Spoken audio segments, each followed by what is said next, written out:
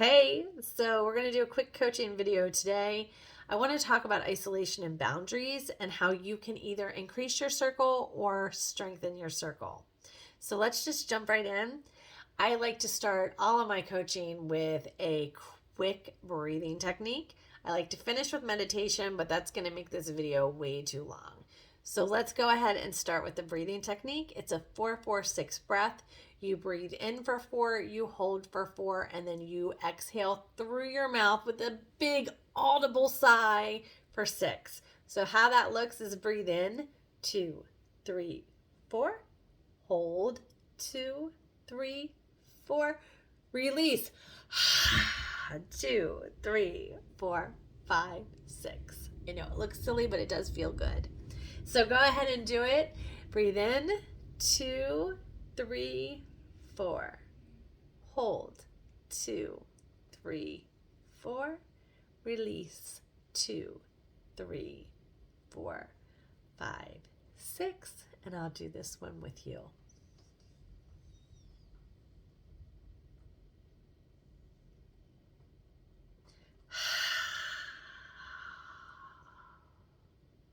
One more time.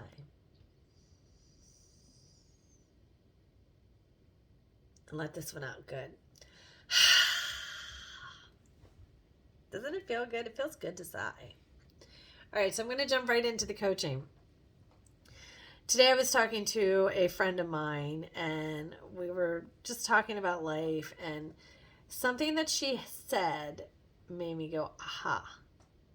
I've had so many coaching clients that have really struggled with isolation and not having a lot of friends and struggling with the relationship that they have with some of the people in their lives. And I've been there. I felt it. I've experienced it. And today I was like, oh my gosh, that's it. So isolation and boundaries, they are two really big things. They go hand in hand. And I never realized how much they went hand in hand. Because it sounds like boundaries would be how to keep people away from you. But boundaries are really how to improve the relationships that you already have. So I'm going to tell you a quick story. It doesn't have to do with friendships, but it's a really good analogy for what we're talking about today. When I was 18, I had a high school sweetheart that went off to college and was about an hour and 45 minutes away from me. He went to college near Washington, D.C., and we lived in this little town, and traffic wasn't that bad, but going to Washington, D.C., traffic got pretty bad. I'm old, so this was before GPS, and it was even before we printed maps off from the computer, because you guys remember that are a little older, we used to just go to Google Maps and print the map off, and that's what we would drive before GPS. This was before that. And I'm going to be honest, I didn't know how to read a regular map. So I would write the directions down and hope that I was right. Well, often I wouldn't read those directions that I wrote down. So the first time I went to College Park on my own, I was driving, and there's an interstate called 270, and it splits off. One way goes to Virginia, one way goes to DC. And I'm like, ooh, I recognize the name of that.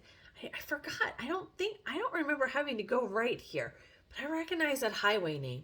I'm going to go that way. Wrong way. Wrong way. And as soon as I got off, I knew this was a wrong way, but I had no idea how to get back to the interstate where I came from. No idea.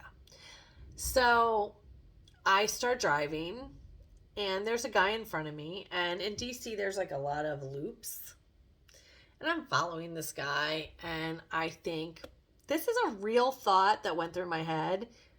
Keep in mind I was 18. This is a real thought that went through my head. Dude, he knows where he's going. I'm going to follow him.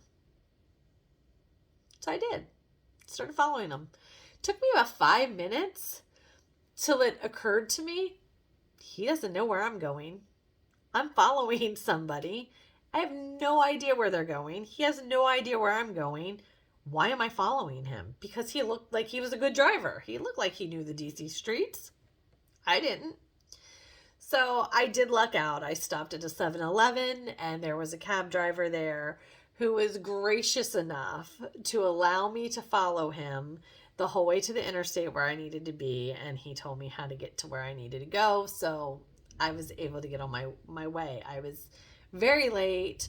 My high school boyfriend and my mom were both very anxious and upset because I was so late. We didn't have cell phones at the time. But the thing is, I put my trust in somebody that I didn't know just to assume they knew where to lead me. So that's what I want to talk about with friendships today. So many of the clients that I work with and experiences that I've had in my own life have led to broken friendships, especially the friendships that I've formed in my adult life.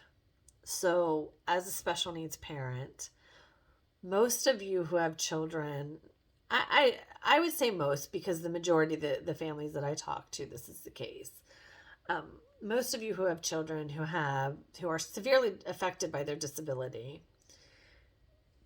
have seen this grand mass exodus after their children get the diagnosis, right? First it's friends, and then it's family, and then some of the people that are left will put you on this pedestal. So they're you're I'm really struggling. You're such a good mom. Oh my gosh, you're amazing. You've got this.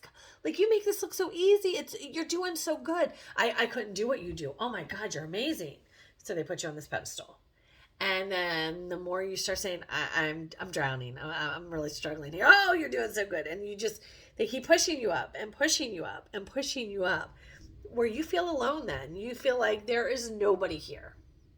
So then you have that friend that comes in and says, I got your back, man. I'm here. I got you. And you just, it's oh, finally somebody gets it. Somebody can help me here. I'm not going to drown now. So you start to confide in this friend, as friends do. We confide in each other. We love each other. Sometimes our friends we're closer to than our own family. So you start confiding in them. And that's how the relationship starts. I know as a special needs parent myself, I've had some huge decisions to make for my son.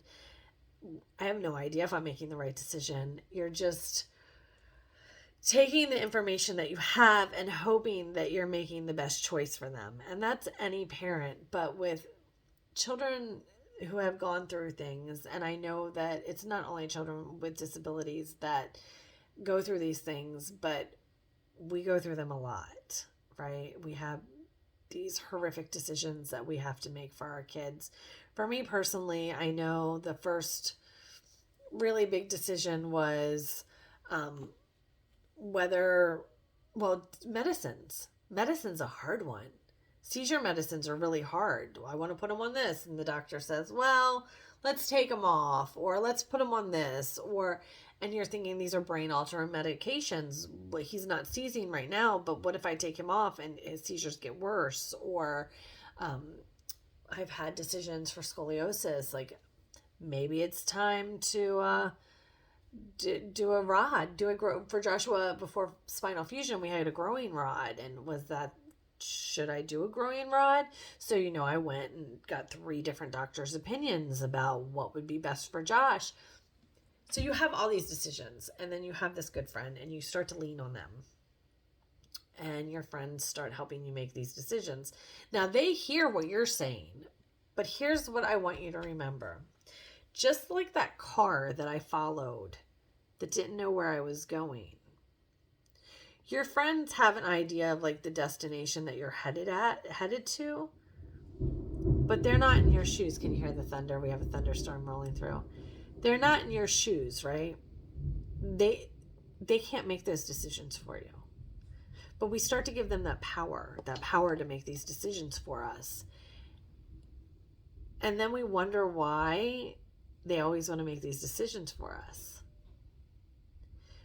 We've given them this power because we trust their opinion. But they're seeing things through their lenses. Like, I've had friends that have other children with special needs. I had one friend that on paper we looked almost identical. We were nothing alike. Our belief systems were different. We were raised different. Our relationships, although similar, were different. Our kids, although similar, were different. The way that she made decisions, it was not the way that I made decisions. But on paper, it looked like it should have been. So I know when I started to heal personally, I had one friend in particular that I leaned on really hard.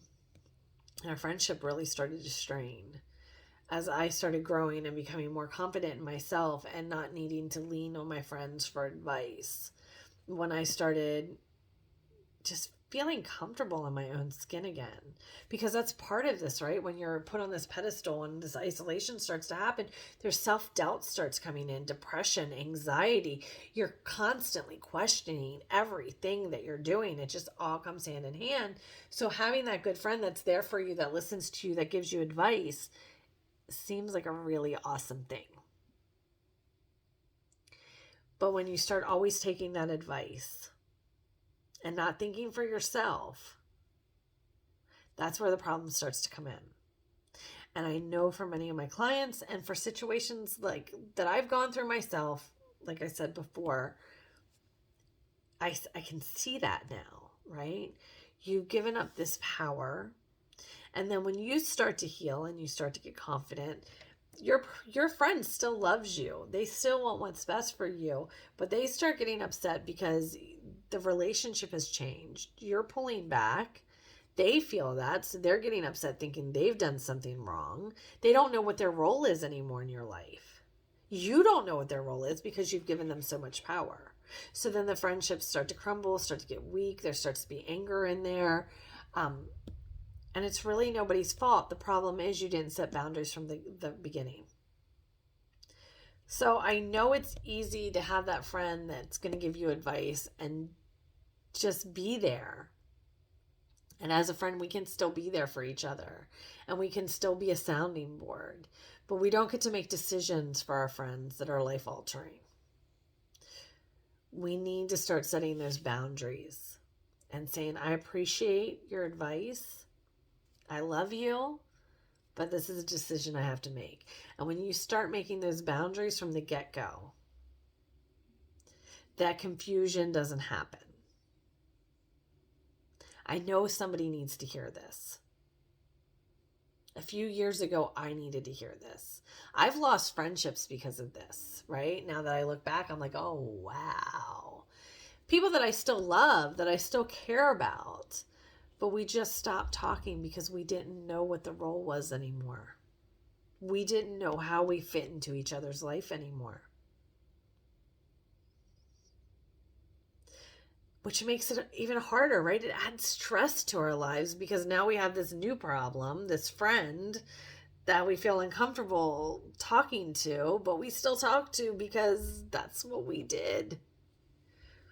So I'm not telling you not to share with your friends. I'm not telling you not to use them as a sounding board. I'm telling you to make your own decisions. Don't leave the power of your life up to somebody else because it's just easier. Because just like that guy I was following in Washington, D.C., just like him, he didn't know where I was going.